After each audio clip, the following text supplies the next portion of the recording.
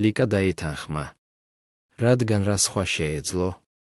ის არ იყო იურისტი, არ იყო ეკონომისტი, არ იყო ბიუროკრატიის ექსპერტი.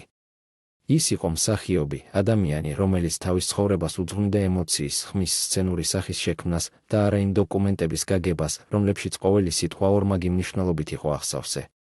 და ისინი იყენებდნენ ამას, იყენებდნენ ლიკას ნდობას, მის დაქანცულობას, მის შიშს იმისა, რომ დაკარგავდა ყველაფერს, რისთვისაც იბრძოდა.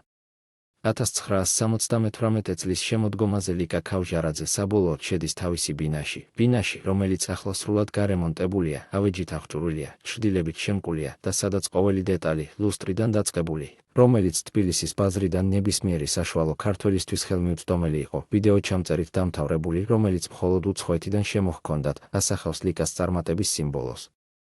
მაგრამ ამ